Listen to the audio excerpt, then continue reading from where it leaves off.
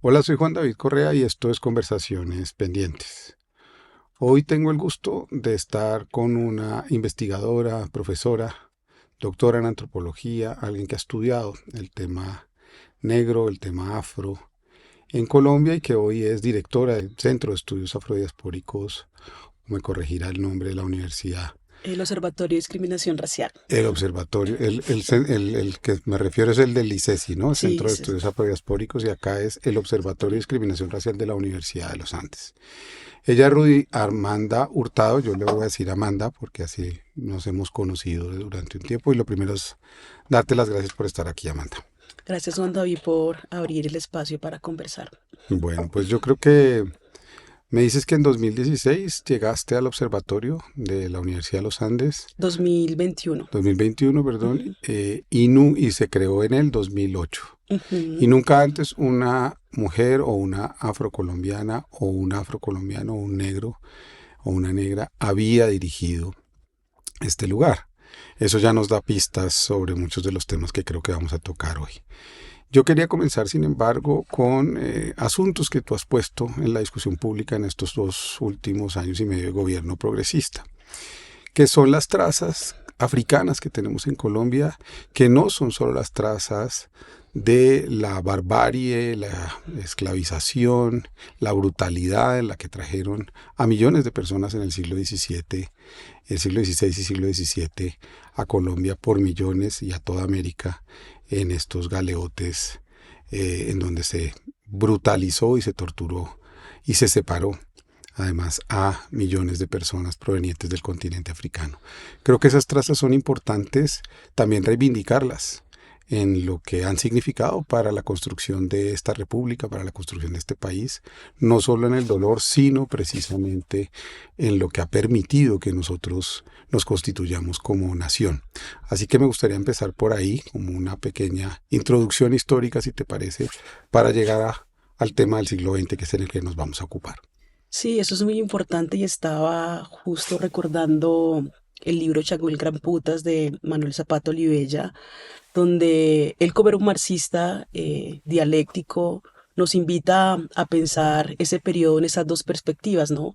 Por un lado, la brutalidad de la trata, pero también la imaginación creadora, lo que él llama el nacimiento del nuevo Muntú americano, donde hay unos aportes fundamentales y sustanciales que hizo África y sus descendientes en las Américas, específicamente en Colombia, a partir de la llegada de algunas técnicas y prácticas, sobre todo en la agricultura. Si nos acercamos un poco a la historia general de África que hace Kiserbo y Chenantadio, nos damos cuenta que toda la costa occidental africana, conocida como la Costa de Oro, lo que llaman intelectualmente África subsahariana, tenía un gran desarrollo en agricultura, en sistemas de riego, la metalurgia, y que todo ese conocimiento científico de las civilizaciones africanas fueron traídos al continente americano para desarrollar la economía colonial. Al mismo tiempo también el sistema minero, ¿no? Que se cree que era simplemente algo muy simple, pero cuando vamos a hacer estudios de profundidad arqueológica nos damos cuenta que las herramientas y el conocimiento asociado a la minería también era milenario en esta parte de África, los sistemas de pesca, también las espiritualidades, ¿no? El sistema espiritual también hace parte de esos entramados culturales, ancestrales que llegan a las Américas y se han venido desarrollando a partir de un complejo sistema también filosófico, ¿no? Que lo podemos ver y encontrar en algunas regiones como Cuba, Brasil, Haití, Trinidad y Tobago, porque también está muy reservado en Colombia. Y en Colombia no puede ser muy visible porque, a diferencia de estos países más del Caribe, vemos que esos conocimientos son más públicos, pero en el caso de Colombia es el secreto como un obstáculo epistemológico, es decir, todos esos conocimientos están sumergidos en unas reglas que no son tan visibles para el resto de la población. Inclusive si naces en un lugar como Timbiquí, hay ciertos conocimientos asociados filosóficos y espirituales que no puedes acceder porque hacen parte de unos signos ocultos que imposibilitan poder leer y ver. Y también podemos encontrar en ese sistema económico de la esclavización también los aportes a los oficios, ¿no? Cuando yo revisé un trabajo que hizo el profesor Alfonso Múnera, sobre el siglo XIX, el XVIII, el XVII y se va recorriendo, nos damos cuenta que la mayoría de los oficios eran producidos por una población negra y mulata urbana, ¿no? Porque también está la idea de que la gente negra solo está en el Caribe y en el Pacífico y no es tan cierto. Revisa los censos coloniales, por ejemplo, se da cuenta que había más población negra en lo que era la provincia de Antioquia que en la provincia del Chocó, ¿no? Entonces ahí uno va desmitificando también algunas narrativas que ha producido la antropología y que ha racializado también la forma de leer lo africano y lo negro en un territorio como Colombia. Inclusive también el rol que jugaron las mujeres africanas y sus descendientes en la economía del cuidado, ¿no? Si no hubiese quien cuidara, pues no se ha podido tampoco reproducir esa acumulación originaria de capital a partir de la expropiación de trabajo de millones de africanos y africanas que fueron esclavizadas. La salud pública La salud pública también. también. Sí, la salud pública Pues también. los Los conocimientos de conocimientos, medicina sí, sí, ancestral que finalmente están en la ahí. colonia Ujú. no teníamos un sistema de salud, bueno, hoy en gracia y discusión, Sí. pero ahí hay también unos acervos que hemos excluido y racializado, por ejemplo el tema de la partería, el tema de los saberes con las plantas, que en el fondo hoy, en el pleno siglo XXI y en la pandemia, protegieron a la población afrocolombiana porque ese saber. Hubo muchos menos casos de coronavirus en el Pacífico y en los enclaves, digamos, afrocolombianos, ¿no? Sí, de hecho estaba recordando una artista plástica, Joy Rivas, que hace un trabajo de investigación de archivo en el archivo de Cartagena y a partir de la investigación de las plantas hace unas obras de arte, también representando cómo esos conocimientos asociados al mundo de las plantas, diríamos en Ochifao, sainistas o saíces un oricha, nos damos cuenta que fueron vital para garantizar la salud pública durante estos grandes periodos, inclusive también en este momento. Yo recuerdo cuando estaba el coronavirus, yo estaba en ese momento en Bogotá y llamaba a mi casa a hablar con mi mamá, mi abuela, mis tías y todas decían, no, tranquila, compre matarratón, Ujú. échele limón y durante ese periodo pues no me dio coronavirus, o sea, no me dio el COVID. Hemos Sí. despreciado todo eso. ¿Cómo hemos despreciado algo que tú has trabajado y lo has estudiado durante mucho tiempo y es el pensamiento radical negro? Es decir, la manera de producir conocimiento en Colombia por parte de los negros también ha sido materia de exclusión epistemológica y no se ha reconocido en la profundidad que tú quieres decirle. ¿Qué es el pensamiento radical negro? ¿Por qué la época de los años 30 es definitiva para que se organice y para que comience una discusión al respecto en Colombia? Del siglo XX, por supuesto. Sí, eso es muy importante porque cuando se piensa en la intelectualidad negra, se piensa como una intelectualidad que tiene una única voz, que es homogénea, y cuando nos acercamos a la producción intelectual, a un lente mucho más fino, etnográfico, nos damos cuenta que es un campo en tensión y en disputa, y donde hay diferentes corrientes intelectuales, y una de ellas es la tradición intelectual negra, donde la década del 30 va a ser fundamental la reconfiguración que estaba surgiendo también en el mundo, los encuentros con intelectuales negros, en el caso también de lo que posteriormente va a ser el Club El Negro, el Centro de Estudios Afrocolombianos, que muy bien historiza el profesor Francisco Javier Flores, actual director del Archivo General de la Nación, y nos encontramos que este pensamiento radical negro está insertado en lo que llamaríamos hoy los marxismos negros, que es la posibilidad de pensarse la raza articulada a la clase como un sistema inseparable y donde un poco también hay una crítica a las ideas principales o los postulados teóricos iniciales del marxismo que ubicaba el nacimiento del capitalismo como un proceso intraeuropeo. Y un poco lo que hacen los marxistas negros, sobre todo afrocaribeños, afrolatinoamericanos, africanos, es reconceptualizar a partir de lo que plantea Eric William, el capitalismo y esclavitud, y es que tenemos que entender que la acumulación originaria de capital surge justamente del proceso de la trata esclavista, a partir de economías como la economía del algodón, que es la economía de plantación, como planteaba el historiador cubano Moreno Fraginales, le agregamos la economía minera, también la economía del cuidado, la clase artesana, y son estas formas de acumulación de capital que van a originar el primer capitalismo, por decirlo así, en el siglo XV y que lo que pasa en el 19 es una profundización de ese modelo económico al crearse una gran clase obrera negra, pero también en el continente europeo, y en así se va expandiendo como un sistema mundo, pero la expansión del sistema mundo surge justamente con el proceso de la colonización y el sistema de producción esclavista en las Américas. Entonces En ahí es la 1930 configuración. estamos hablando de la llegada de la República Liberal, digamos, de Ajá, Olaya Herrera, después de unas 3 décadas y media de hegemonía hegemonía conservadora. conservadora. Ujú, ¿Qué quiere decir ese momento y quiénes son esas figuras? Natanael Díaz por un lado, ujú. Aquiles Diego Luis Escalante, Diego, en Córdoba. fin. ¿Quiénes son esos hombres y esas mujeres que empiezan a pensar también en un momento que quizás tiene que ver con el momento que estamos viviendo actualmente, si hay una apertura para otras sensibilidades y para otras reflexiones sobre este país? Ahí es importante porque la mayoría de estos intelectuales del 30, que va a ser la generación del 40, los pioneros del campo, los socios afrocolombianos, un poco, en el caso de los hermanos Zapata sí tenían una militancia en el Partido Liberal. Su padre era un liberal muy importante en la región del Caribe, pero Zapata desde muy joven, igual que su hermana Delia, militan en el Partido Comunista, ¿no?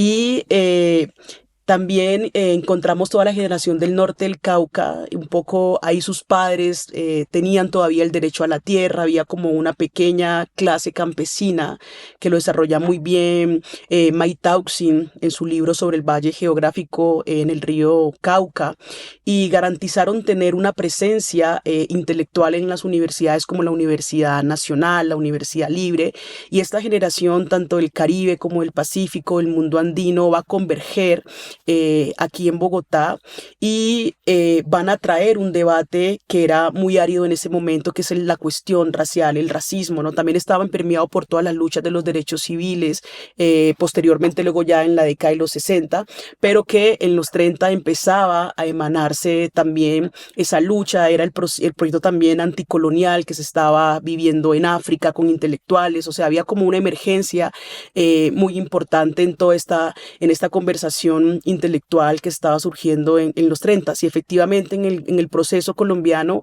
esta generación va a crear el Club del Negro, y este Club del Negro luego va a crear el Centro de Estudios Afrocolombianos, y a partir de eso va a empezar también a hablar con otras intelectualidades en Brasil, en Cuba, en México, y van a plantear la necesidad de que se cuestione el racismo en Colombia. Y sabemos que en la formación ya temprana de la República siempre la disputa racial estuvo en el centro de la formación, pero que efectivamente en el siglo XIX, como también escribe Francisco Javier, esta vanguardia intelectual y política estaba permanentemente cuestionando este campo intelectual, sobre todo alrededor del reconocimiento del racismo como un problema social. Pero este problema social era tratado de forma marginal, inclusive negacionista, ¿no? O que había que civilizar, incorporar, y que era el hito de la nación mestiza. Entonces, en esa perspectiva, esa intelectualidad va a incomodar este relato de nación, este relato de sociedad, al decir que el problema racial es central.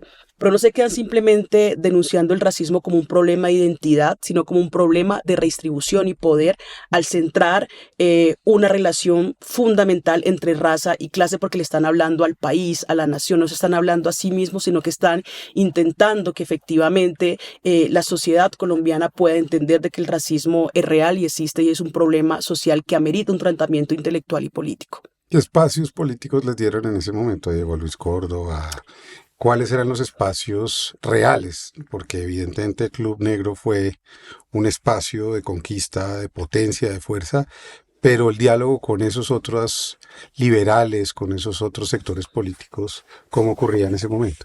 Era un diálogo muy tenso. De hecho, cuando uno revisa el periódico Sábado, donde escribía Rogelio Velázquez, escribía Aquiles Escalante, también escribía Manuel Zapata Olivella, estaban permanentemente denunciando el racismo del Partido Liberal. De hecho, Diego Luis Córdoba era un hombre que permanentemente estaba en el Congreso denunciando el racismo del Partido Liberal, la reconfiguración del campo popular, en la perspectiva de que no era un problema, o no se intentaba plantear como un problema programático por parte de estos partidos, y tampoco reivindicaban esas luchas antirracistas, ¿no? Y eso hizo que ellos pelearan como en dos direcciones. Una, en la posibilidad de organizarse colectivamente, esta generación del 30 y el 40, pero al mismo tiempo también militar en diferentes espacios, en el Partido Liberal, el Partido Comunista.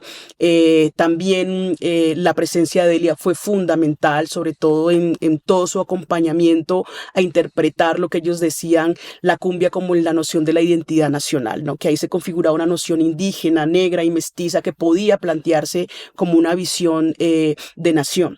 En esa perspectiva, creo que el diálogo de ellos con los otros y otras perspectivas distintas era un diálogo muy cerrado, en términos de que no se quería avanzar a reconocer el problema del racismo. Ellos lo insistían muchísimo, Natanael Díaz, de hecho, tiene un artículo que escribe un negro entrevistado por otro negro, donde le pregunta justamente a Diego Luis Córdoba sobre cuál es su lectura sobre el racismo en el sistema de partidos colombianos, ¿no? Y dice, ni siquiera es un tema que se pueda hablar abiertamente en el partido liberal y, por supuesto, ni en el Partido Comunista. Entonces era como esa doble militancia que tenía esta generación. Por un lado, organizarse a sí mismos para seguir confrontando el racismo y planteando la lucha antirracista, y por otro lado, construir la nación. ¿Cuál es la discusión central sobre el tema del mestizaje? La gente no lo ha entendido y todavía hoy vemos que se repite la idea de que lo que se necesitaría es un mestizo, un hombre nuevo que represente todo. ¿Cuál era la discusión que ellos tenían al respecto y que yo creo que sigue vigente hoy? Sí, ahí hay entradas distintas, ¿no? Para Zapata Olivella creía en la trietnicidad. Y para Zapata Olivella había, como dice el profesor Santiago Arboleda, un mestizaje radical, ¿no? Este mestizaje radical un poco consistía en reconocer los tres troncos, ¿no? Él decía el tronco indígena, el tronco africano y el tronco español como un tronco que estuvo en un momento de conflictividad durante el periodo colonial, pero un tronco que se puede encontrar a construir una nación distinta sin borrar el legado africano, porque un poco lo que intentaba la ideología del mestizaje era borrar el legado africano y poner una correlación entre lo indígena y lo europeo, por decirlo así, pero que lo africano se había desagregado cultural y socialmente. Un poco lo que ellos decían, que poner en el centro el debate de la tecnicidad. En el caso de Zapata Olivella sí creía en un mestizaje como un lugar posible, pero en el caso de otros intelectuales de esta misma generación, como Arnoldo Palacios, Aquiles Escalante, la misma Delia también, tenían unas entradas también distintas, ¿no? Para Delia, la cumbia, la música, la corporalidad era una relación y ese encuentro de los tres mundos, ¿no? El encuentro del mundo europeo, el encuentro del mundo indígena y el encuentro del mundo africano. Pero para el caso de los trabajos, por ejemplo, de Arnoldo Palacio, en las novelas como La selva y la lluvia, por ejemplo, él intenta, aunque no toca el tema de forma central, sí plantea cómo se requiere que se trascienda esa noción de mestizaje para poder construir una nación que realmente reconozca los aportes de África, ¿no? Porque por lo general los aportes africanos eran como un no lugar de la nación y un poco lo que intenta esa generación es poner a África como un lugar también de la nación. Que ni siquiera hoy se entiende que en la nominación, en los apellidos, en las trazas presentes en la gente negra del país, están presentes diversos momentos del África, ¿no? Los carabalí son una cosa, los minas son otra cosa, son momentos históricos distintos, los popós son otras cosas, en fin, puedes hablar un poco también de esas trazas para meternos en la discusión antropología, folclore, pero me parece que es importante que la gente también abra su mente y así como se sienten muy orgullosos de a veces de ciertos blancos mestizos de tener orígenes portugueses o de tener orígenes españoles por sus apellidos, también sería muy importante decir que estos apellidos y que estas formas de llamarse no son casuales y no son ocurrencias, sino que tienen una profunda raíz cultural con el continente africano y con diversos lugares del continente africano. Sí, este trabajo lo ha desarrollado sobre todo la profesora Adriana Maya, que tiene un estudio histórico donde plantea más o menos cuáles fueron los diferentes pueblos africanos que llegaron en cierto momento, ¿no? Y un poco todo lo que es la África Occidental, lo que es el gran pueblo mandé, hoy conocido como el pueblo mandinga, por ejemplo, es una presencia muy fuerte. De hecho, en Antioquia se dice mucho mandinga sea, ¿no? Se habla mucho del mondongo. El mondongo es una estructura lingüística africana, ¿no? Y que está en la cotidianidad de la vida nacional, pero que no conocemos la historia que hay detrás del mondongo. Y podemos encontrar, por ejemplo, en lugares como el norte del Cauca o el Pacífico Sur, una concentración de apellidos africanos que son linajes africanos. Eso es un caso realmente específico de Colombia. No se encuentra en ninguna otra región la concentración de apellidos y linajes como lo tiene Colombia. En el caso, por ejemplo, del mapa que se ha hecho, contamos con alrededor de 58 linajes africanos, como el Balanta, el Carabalí, el Mina, el Popó, Arará, Pozú, Lucumí, Cundumí. Y todas estas ramas hacen parte de estos linajes africanos que tienen una presencia, ¿no? Por ejemplo, en el caso de los Mina, era una población que fue traída específicamente para trabajar en la economía minera, ¿no? Los enclaves mineros, los troncos mineros que habla Nina S. de Friedemann, donde efectivamente tenía ya un conocimiento asociado. Entonces, no es cierto que las personas africanas que llegaron aquí no tenían un conocimiento, que no conocían de la agricultura, la minería, la ganadería, no. Vemos que específicamente las ubicaciones de estas poblaciones en las economías coincidían con sus sistemas de organización propia en los pueblos africanos, ¿no? Entonces Colombia creo que tiene un lugar en la historia muy importante en la conservación de estos linajes. Y pues nos hemos preguntado cómo lo hicieron, ¿no? Porque una de las características de la colonia, al menos de la monarquía española, era que cuando un esclavizado compraba una persona esclavizada africana, lo primero que hacía era quitarle su linaje, su apellido, y en esa perspectiva no podía nombrarse a sí misma o a sí mismo desde ese linaje, ¿no? Y es todo lo Entonces, contrario. es todo lo Eso sí contrario. pervivieron. Hay una persistencia muy importante de nombrarse con esos linajes. De hecho, yo soy Carabalí, soy Balanta. Son apellidos que cruzan esa historia. Y me recuerdo mucho que mi familia en Timbiquí creó el poblado de Mandinga. Y yo vengo de Mandinga. Entonces, ahí hay como unas arqueologías que hacer desde la lingüística para poder conectar estos linajes. Hace poco la familia Balanta empezó a reunirse en Colombia, ¿no? Todos los que se apellidan Balanta están conversando, interactuando, reuniéndose como para poder empezar a generar esas conexiones también con los pueblos africanos, como esa reconexión con África. Esos tres abordajes, el abordaje, digamos, de Arnoldo en el sentido de lo literario, el de Delia en el sentido de lo folclórico, si se puede llamar, y el de Diego Luis y de los, digamos, Aquiles en el sentido de lo más político, van a encontrar diversas formas de expresión. Pero hay un debate que es muy importante, que quizás también tiene que ver mucho con hoy, y es el debate de la llegada de la antropología a Colombia y de que un poco se reservan estos estudios, como se los consigna, si se quiere, hacer estudios sobre el folclore, sobre lo folclórico. Ujú. ¿Cómo es ese debate? Porque en esa decisión epistemológica y epistémica también evidentemente hay una racialización, digamos, es como, esto es otra cosa, digamos, esto no es el estudio del hombre, ¿y qué quiere decir ese debate y cómo se propone ese debate y qué tiene que ver con lo que ha sido el legado para que sigamos de alguna manera omitiendo esos sujetos históricos, como los llama Pacho Flores, los pueblos sin historia o que quieren que no tengan historia? Sí, este debate es muy interesante y me apasiona mucho porque ha sido de las cosas que he insistido mucho en la escritura en los últimos años.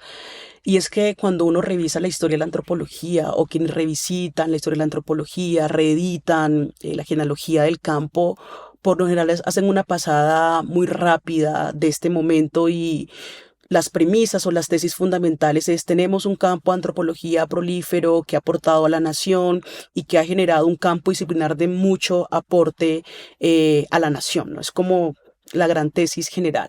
Pero cuando uno se detiene un poco más y hace una arqueología más detallada, con mayor profundidad, más minuciosa, empieza a encontrar que la formación de este campo es una formación atravesada por un debate del racismo epistémico, ¿no?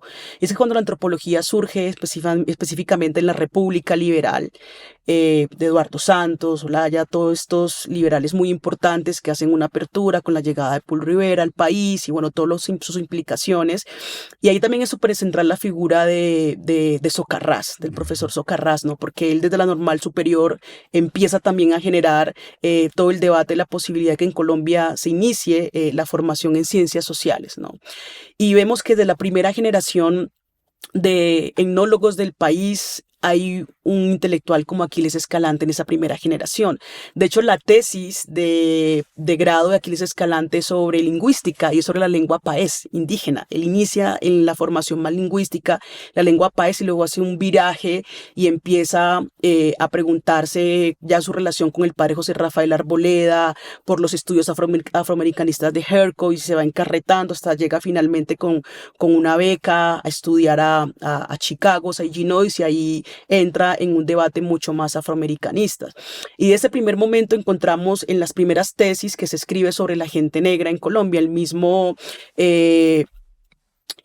proceso de formación del Instituto Etnológico del Cauca, por ejemplo, el que fue de Antioquia, el que se hizo aquí en Bogotá, inclusive también uno en el Magdalena. Siempre se estaba la pregunta por las poblaciones africanas y sus descendientes. Entonces, es por un lado la negación de algo que estaba y el silencio de algo que siempre estuvo de forma paralela y constante formándose en el campo de la disciplina antropológica.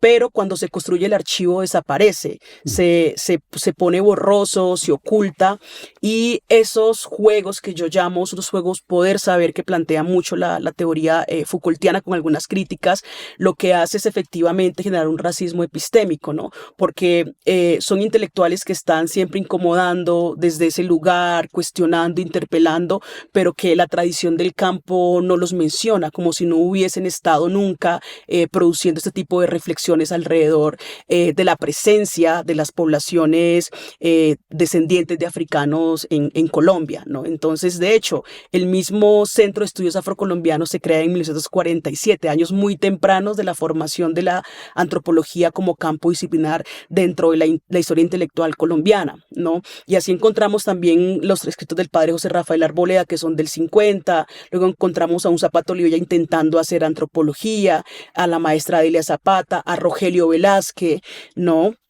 Entonces, en esa perspectiva, ellos siempre han estado en ese campo disciplinar, produciendo reflexiones intelectuales, pero nunca se les dio como un lugar importante en la formación del campo, en la antropología, y es paradójico que tampoco se lo dieron en la formación del campo de los estudios afrocolombianos, ¿no? Los referentes de la antropología son Nina S. de Friedemann, el padre José Rafael Arboleda. Se menciona el trabajo de Rogelio, se menciona el trabajo de Aquiles, pero de una manera muy tímida, muy como sin quererlos mencionar, pero están ahí como parecer de políticamente correctos, pero no se profundiza sobre sus aportes intelectuales en el campo del desarrollo de la antropología en el país.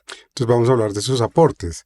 Tú has estudiado y has escrito sobre Aquiles Escalante, es alguien que te interesa y que has promovido su pensamiento. Vamos a hablar de algunos de ellos. ¿Quién es Aquiles Escalante y cuál es ese aporte que ha omitido este campo y que creo que necesitamos reivindicar hoy con una decisión distinta, incluso volviéndolo a editar, volviendo a discutir sus ideas, pensándolo como alguien definitivo en la construcción de un pensamiento colombiano?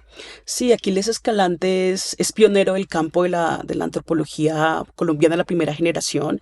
Él fue, por decirlo así, reclutado por el profesor Socarrás en Barranquilla, y es quien lo trae a estudiar a la Escuela Normal Superior acá a Bogotá. Y él era muy, muy interesado por conectar diferentes campos de la antropología. Él era muy, muy holístico en su pensamiento, hacía etnografía, arqueología, lingüística, y en un trabajo que hice revitalizando su pensamiento, me di cuenta que es el pionero de la antropología marxista en Colombia. Y es un libro que él escribe en los 70 que se llama La minería del hambre, que a partir de categorías como clase trabajadora negra, estructura económica, empieza un poco a hacer una etnografía de la explotación de los campesinos negros de Andagoya por la Chocó Pacífico, que es una empresa minera extranjera que generó un apartheid racial, ¿no? En el caso del municipio de Andagoya en el Chocó. Y en sus trabajos de lingüística, por ejemplo, es de los primeros que empieza a trabajar las estructuras lingüísticas que tenemos africanas, hace unos afrocolombianismos y empieza a evidenciar a partir de la lingüística y la arqueología cuáles son esas palabras africanas que están en la cotidianidad de la vida colombiana, ¿no? Y encuentra una cosa bellísima que a mí me pareció y es que en el centro de Medellín había un barrio que se llamaba Fundango y que Mm. era un barrio muy importante en el centro de Medellín y empieza con esa palabra fundango a buscar toda su arqueología lingüística en África y a partir de eso empieza a hacer una noción distinta de área cultural, que en ese momento la antropología, la noción de área cultural era muy de los estudios de Herkovitz, afroamericanos, y lo que hace aquí es construir una nueva forma de área cultural a partir de un trabajo de lingüística y arqueología, y eso es inédito, por ejemplo. Sí, esos enfoques de Aquiles son inéditos. Otros enfoques inéditos de él es que hace una interrelación y unas conexiones entre historia y etnología, ¿no? Que para ese momento, ahora podemos decir, claro, se pueden conectar, pero para ese momento eran como campos muy, muy separados. Y él hace toda una arqueología de cuántos barcos llegaron a Colombia, quién eran los dueños, cómo funcionaba la trata, quiénes eran los propietarios, y tiene un trabajo muy importante en su libro El Negro en Colombia, que es una de las piezas fundamentales que hace parte de la historia intelectual, pero que no aparece como un referente este libro, ¿no? Tenemos todos los grandes libros del país, pero este libro no aparece en el estante como una obra trascendental, imprescindible para el campo intelectual de las ciencias sociales en el país. Y hace un aporte también fundamental porque mientras la antropología era absolutamente culturalista, él estaba también trabajando la materialidad, no y las condiciones concretas de opresión, porque hay una idea de esa noción de África que Todo estaba es cultura y presente, todo es el cuerpo. esencialista, el cuerpo, y lo que hace Aquiles Escalante es plantear el racismo en la antropología, ¿no? Aquí hay unas estructuras raciales que persisten, unas explotaciones, y esto no es cosa del pasado, es el presente, y creo que su obra La minería del hambre lo que hace también es eso, ¿no? Cuestionar un poco el enfoque culturalista de Nina de Friedemann, que escribe un libro paralelamente a Aquiles Escalante, sale en el mismo año, en el 70, que son los troncos mineros del Güelenbí, donde dice, no, la minería, ¿qué hacen? Es a partir de la estructura cultural, y un poco lo que dice Aquiles Escalante, eso no es tan cultural, es un sistema de explotación, ¿no? Entonces ahí hay unos contrapuntos también interesantes en su obra. De la antropología y la religión también es fundamental porque él empieza a etnografiar estos lumbalúes en San Basilio de Palenque y los conecta con las espiritualidades de Brasil, Cuba, África, y va generando una cartografía de religiones africanas conectando a Colombia, porque por lo general los estudios de espiritualidades africanas no conectan a Colombia. Ya Aquiles Escalante para la década del 60 está conectando a Colombia con las reflexiones de las espiritualidades de matriz africana. Así podemos encontrar unos aportes fundamentales del trabajo de Aquiles, pero que por el racismo epistémico la antropología no los ha incorporado en las reflexiones, ¿no? Y cuando yo en la Nacional daba un curso sobre Aquiles Escalante, justamente los estudiantes me decían, pero ¿por qué nos hemos perdido de esto, no? Hay aportes teóricos, metodológicos, enfoques y perspectivas que le hacen falta a esa gran estructura disciplinar como es la antropología. ¿Cuál es el destino de Aquiles, ya personal? ¿Qué le pasa a él? Publica estos libros, establece estas discusiones, va a Chicago, vuelve. ¿Qué es lo que le ocurre a él en su vida y cuál es su destino para que lo olviden de alguna manera sistemáticamente en el país? Él era muy amigo de Falls, a propósito de los 100 años de Falls Borda. De hecho, este libro, El Negro de Colombia, se lo publica Falls Borda. Es quien dice, este libro hay que publicarlo, y lo publica en las colecciones de monografías que hacía el maestro Orlando Falls Borda.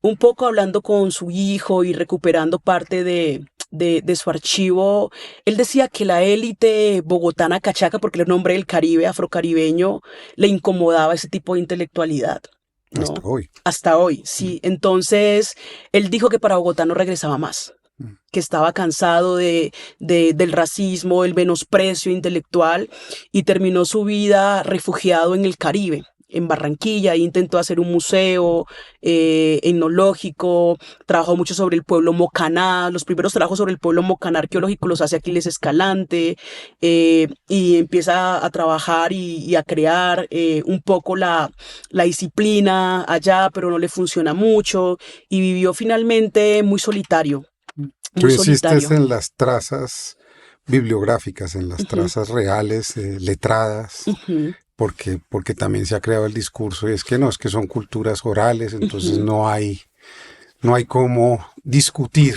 ujú, qué es lo que quieres decir cuando hablas de toda esa bibliografía que hemos emitido, pensando en libros que tú has mencionado, como Las Memorias del Odio, ujú, como La Selva y la Lluvia. Arnold lo ha sido más editado últimamente, y pues obviamente Manuel Zapata Olivella, que se ha recuperado, pero que también ha costado ujú, instalarlo, más que como una especie ahí sí de política, de acto políticamente ujú, correcto, decir, bueno, ahí está nuestro negro, ahí está el ujú, que representa eso.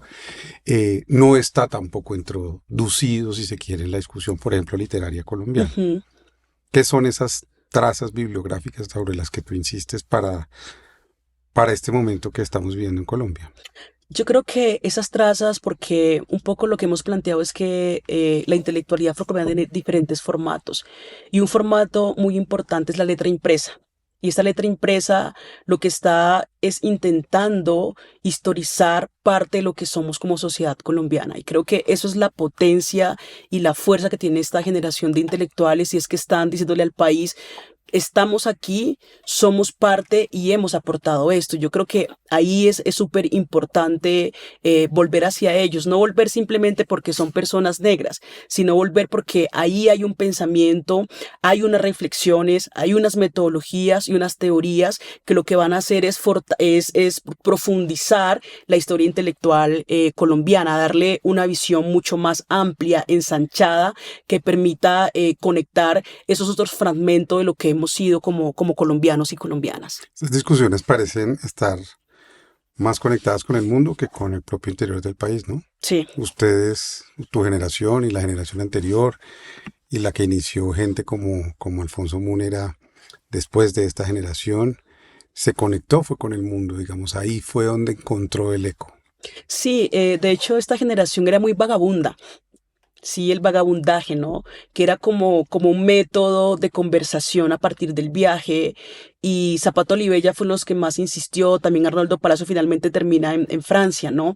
Y a partir de eso estaban conectados con la discusión global. Por eso la mayoría de estos intelectuales los leemos como son unos internacionalistas, ¿no? Todo el tiempo estaban viajando, escribiendo cartas, conversando y generando esas articulaciones y esos debates, ¿no? Sobre todo es muy importante resaltar que ellos estaban pensando en la lucha antirracista, pero también en la lucha de clases. O sea, era una formación muy importante para ellos y no eran cosas como antagónicas, sino que eran justamente una perspectiva inseparable para poder conectarse con el mundo y hablarle al mundo porque le estaban hablando al mundo. Y evidentemente también estaban dejando un legado a la sociedad colombiana, que era justamente historizar esos momentos para que hoy podamos volver sobre esos textos y pensar y seguir imaginando la nación y la política. ¿Por qué decides concentrarte, perdón, entre el 30 y el 70? ¿Qué es lo que marca el 70 como un tiempo límite para tu estudio? Pero también me imagino que hay algún tipo de ruptura en el año 70 con toda esta continuidad de la que estamos conversando. Sí, a mí me gustan mucho los 30 y los 70 porque es el florecimiento de la teoría radical negra. No, una teoría radical negra que estaba militando en el antirracismo, pero también en la lucha de clases. No eran unos marxistas interesados por comprender y entender el sistema de opresión del sistema mundo capitalista, y creo que hay unos legados fundamentales. Y sus primeros aliados o aliadas eran las formaciones de izquierda, tanto partidos como periódicos en diferentes formatos estaban siempre presentes con la discusión y el debate. Después de los 70 aparece un escenario que se ha bueno, sí, es un escenario de multiculturalismo neoliberal, que no es un formato muy lineal, pero que sí emergen otro tipo de subjetivaciones políticas afrodescendientes en Colombia, ¿no? O negras. En el caso, pues específicamente de lo que se conoce como la Constitución Política del 91, hay una apertura distinta y ahí hay un giro y cambia totalmente el formato anterior, que era un formato más de intelectuales, políticos, marxistas, de izquierda, y aparece un campo campo mucho más amplio, pero con unos actores que generan unas narrativas diferentes y distintas, ¿no? Aparece un campo mucho más claro y leído como una política conservadora negra, de derecha, que antagoniza justamente esta genealogía un poco más radical, ¿no? Donde es la negociación con el Estado permanente, constante, y aunque generan un tipo de aperturas importantes, como la Ley 70 del 93, y hay unas nuevas alianzas más con el movimiento indígena, con ciertos sectores un poco más progresistas del país. Creo que esa tradición radical negra cada vez se va difuminando más, es más borrosa, al punto que hoy la tradición de la afroizquierda, por ejemplo, en Colombia, cada vez es más debilitada en el escenario de la esfera pública, ¿no? Y aparecen muchos actores y actrices, pero con unas configuraciones marcadas un poco más neoliberales o afinadas más a la agenda de cooperación, de la USAID, con ciertos discursos, ciertos debates. Son las voces que tienen un lugar muy importante en el país y en la esfera pública. Tienen el micrófono, tienen la narrativa, pero que efectivamente es una tradición que se corta y que cada vez es menos visible, ¿no? En Es el una país. política imperialista. Exactamente.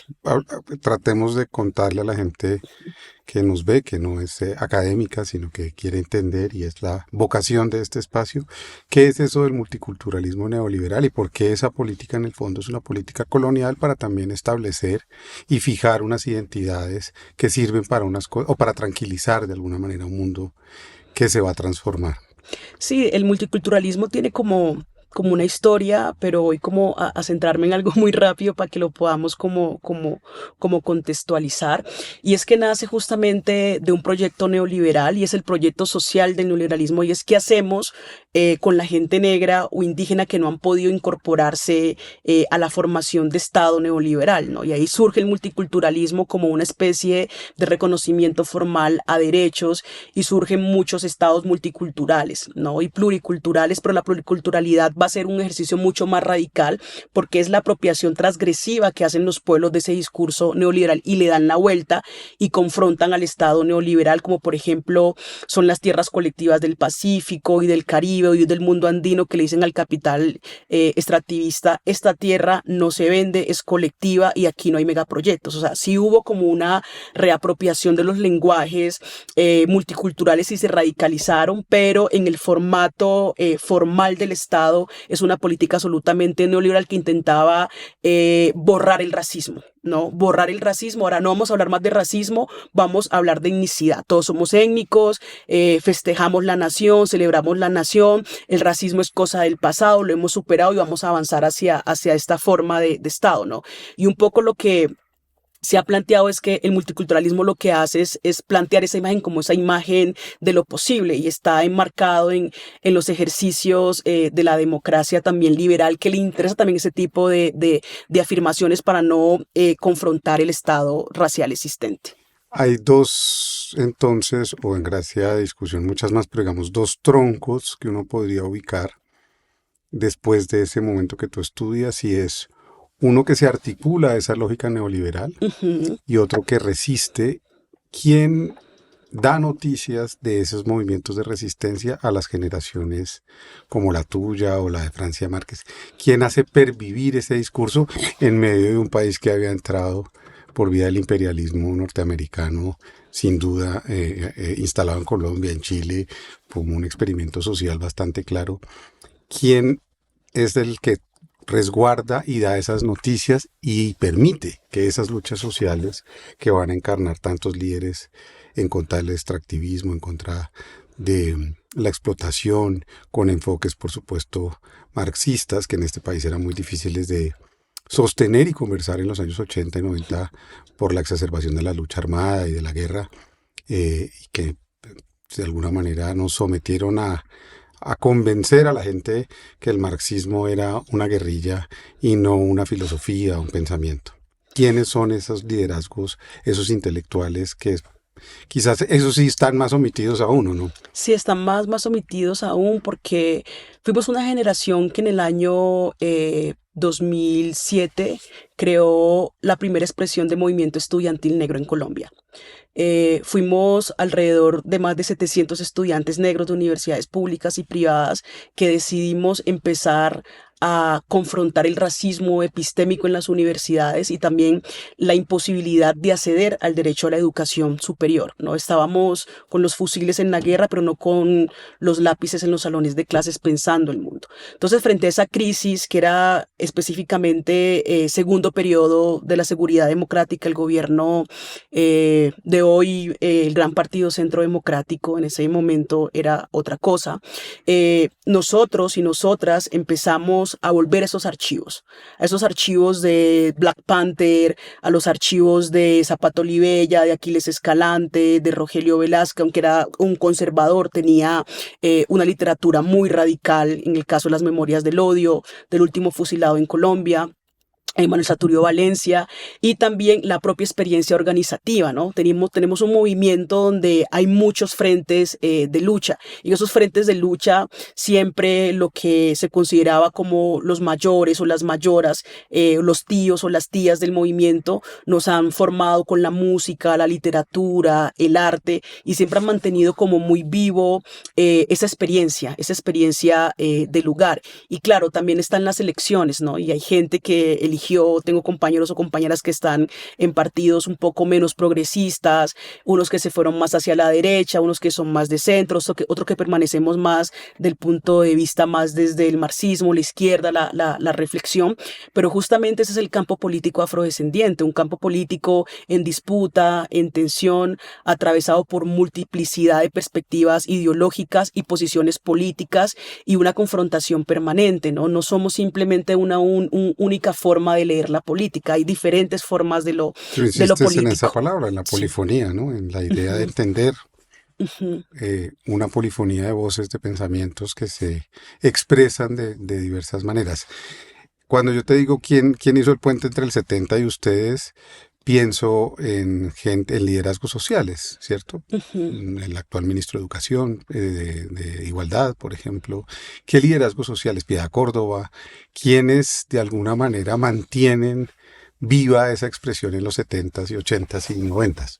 Sí, pensando ya en figuras y no tanto en narrativas y archivos, creo que el tío Rosero efectivamente es un referente muy importante de la lucha porque él fue una generación que justamente transita en ese periodo. Y creo que Piedad Córdoba estuvo muy cerca también a nosotros y nosotras.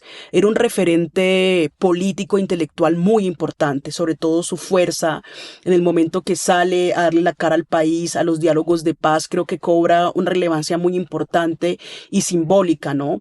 Porque siempre se estuvo como ese lado gaitanista del liberalismo, ese liberalismo radical que encarnaba Piedad Córdoba, la violencia política de la cual fue víctima.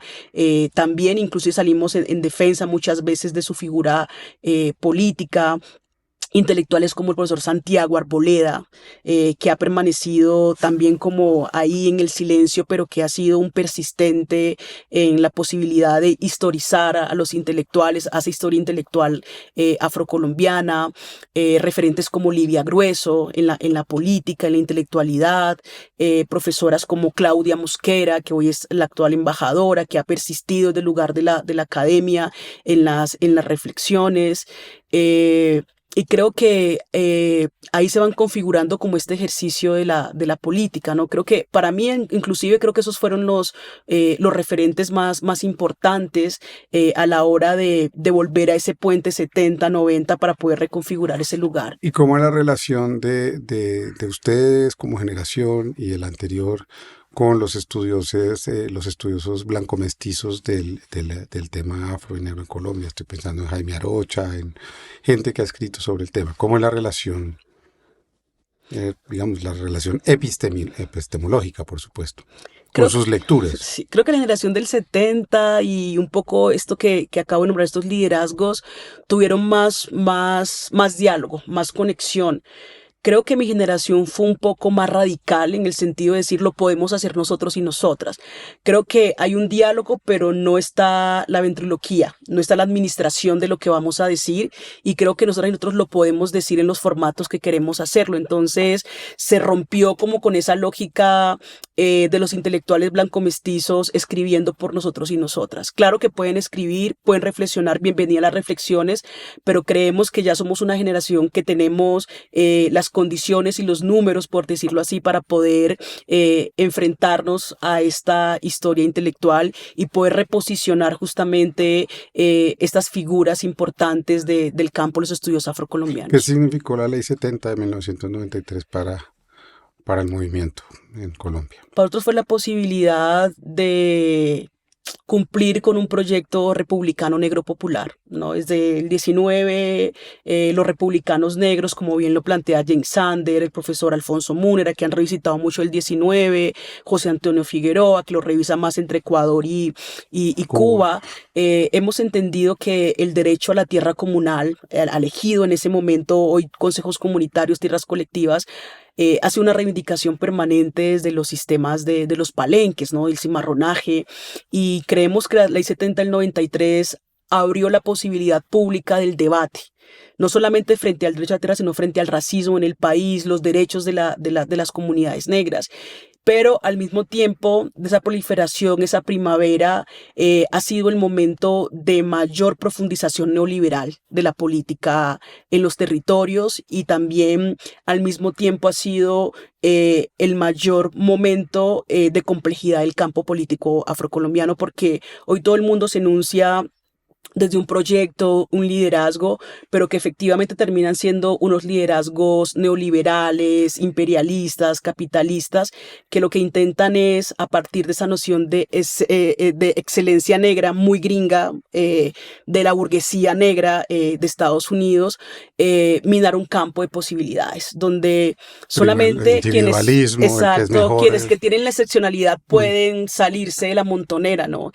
Y al menos mi corazón y mi proyecto está con las mayorías empobrecidas negras que no han podido ser esa excelencia negra o esa excepcionalidad negra y que es la gente obrera, campesina, que todavía necesita de la redistribución del Estado, de una política humanista que ponga en el centro la vida, necesita todavía de una salida negociada al conflicto, que necesita todavía de unas políticas públicas que puedan transformar sus condiciones de vida. Y por eso estamos planteando el debate de las reparaciones históricas, no para ir a cazar esclavistas en el pasado, como plantea Daniel Mera, sino que es justamente para que esas mayorías empobrecidas que no han podido acumular, que no han podido tener movilidad social a partir de la educación, puedan tener unas posibilidades de vida digna, tanto familiares como colectivas, y que puedan superar justamente esas desigualdades estructurales producto del racismo como un sistema de opresión y dominación. No es el Y racismo que de el la calle. país y la sociedad reconozca que hay una deuda Reconozca que hay social, una deuda, claro. epistémica y económica y en todos los órdenes. Claro, yo hace poco estaba con unas chicas que me invitaron a una conversación y dije, bueno, utilicemos la matemática. Cojamos 5 generaciones de personas esclavizadas y 5 generaciones de personas que no fueron esclavizadas y pongámosle un salario de 100 pesos. Entonces, el salario de 100 pesos que cada persona de cada generación dé, y si multiplicamos, pongamos que sean 50 personas trabajando 48 horas diarias, multipliquemos los 100 pesos y esa acumulación de capital la recibe la familia que fue esclavista y que luego en un cierto tiempo nos digan ya, ahora son libres. ¿Quién acumuló capital y quién no acumuló capital? Claro, hay una desigualdad estructural económica y es que nunca fuimos propietarios o propietarias ni tuvimos la posibilidad de acumular capital. Solo a partir de 1852 es que se da la abolición legal de la esclavitud. Hace más de 174 años yo soy la tercera generación libre. Ujú. O sea, mi tatarabuela nació en un proyecto esclavista. Apenas mi bisabuela pudo ejercer una libertad. ¿Qué quiere decir para ti este momento entonces? Este momento en donde las voces, con toda la conflictividad, complejidad, racismo, violencia que han puesto el cuerpo, se nos olvida quizás que Piedad Córdoba puso su piel, su cuerpo, para recibir la rabia de este país. Pero hoy hay muchas más personas afrocolombianas negras en el gobierno, por lo menos. ¿Qué quiere decir y cómo lees este momento en la continuidad de lo que estamos hablando? Es un momento de florecimiento, pero de mucha tensión, ¿no? De florecimiento porque desde mi perspectiva y mi punto de vista creo que es el primer gobierno que se acerca a un proyecto de comprensión de las demandas históricas del pueblo negro en Colombia. Y creo que al menos al nivel de imaginación política, el gobierno ha traducido inclusive las demandas históricas, ha hablado sobre Haití, el movimiento palenquero, ha hablado del poder negro, ha hablado del cimarronaje y ha hablado abiertamente del racismo, y creemos que eso es un avance sustancial y fundamental. Y en términos de representación de las demandas, sí creo que es importante y urgente que el gobierno las pueda tramitar. Creo que en relación a temas fundamentales como la región del Pacífico, por ejemplo, creo que hace falta una política pública que realmente pueda revertir las condiciones estructurales de existencia y material de las comunidades. La obra más importante del Pacífico es el Puerto Buenaventura, cuando debería ser una universidad, un hospital, y condiciones para que la gente pueda ejercer una vida en dignidad en un país. Si vamos hacia la región del Caribe, el empobrecimiento de la gente negra es absoluta. Celebramos mucho la reforma agraria en el Caribe porque la gente está empezando un poco a poder ser propietarios de la tierra, pero creemos que en la perspectiva el gobierno debe radicalizar un poco más y mirar un poco más hacia la región del Pacífico, la región del Caribe, el tema de acceso a la vivienda digna de la gente negra que ha sido desplazada, que está en las grandes ciudades como Bogotá, Cali, Medellín, Cartagena, es un problema crítico en el país. No podemos acceder al derecho a la vivienda. Y en perspectiva ya de lo político, creo que ha sido el gobierno donde más ministros y ministras negras ha habido en la historia del país, pero creo que la burocracia no soluciona, porque la burocracia se necesita una representación y un ascenso biográfico individual que tiene un impacto colectivo, lo tiene, pero la pregunta es cómo impactamos a las grandes mayorías. La región del Pacífico es la segunda región más progresista del país. El 70% de la votación fue para la fórmula Petro y Francia. O sea, está ya hablando de que hay un proyecto progresista y que están enunciando la posibilidad de una transformación y de un cambio. Y creo que ahí es fundamental que este cierre de gobierno pueda volver a mirar al Pacífico. No solamente como ese lugar de belleza, biodiverso, sino también cómo su gente puede vivir mucho mejor. Y finalmente creo que también se abrió la posibilidad de mirarnos distintos. Creo que antes la gente negra simplemente era un comodín más en la política. Hoy llegamos no solamente como un comodín, sino con un proyecto político. Yo creo que eso ha sido importante y va a ser fundamental para seguir pensando el ejercicio de la política electoral, ¿no? En un país como Colombia. Y cómo incorporamos, por supuesto, todas estas ideas, todas estas fuerzas ideológicas que han estado en nuestra historia, que no son de ayer, como lo demuestras tú y tantos otros en lo que están pensando, escribiendo. Te quiero agradecer por estar aquí. Ojalá sigas empujando, incomodando, conversando con el país, porque creo que eso es lo que necesitamos entender, que no somos un país multicultural, sino intercultural, somos una fuerza colectiva, pero que necesita reconocer a otros sujetos que no hemos reconocido con suficiencia. Mil gracias por estar acá. Gracias, Juan David, por la conversación. A ustedes gracias una vez más por escuchar, por tomarse el trabajo de estar aquí con nosotros. Espero que busquen los libros, espero que recuperen muchas de las voces que hemos nombrado hoy: Arnoldo Palacios, Manuel Zapata Olivella, Delia Zapata Olivella, Aquiles Escalante, Rogelio Velázquez, entre muchos otros que están ahí, que están disponibles. Las redes hoy nos permiten simplemente teclear y darnos cuenta de que este país tiene unas fuerzas vivas, determinantes en lo que queremos ser como república. Hasta la próxima.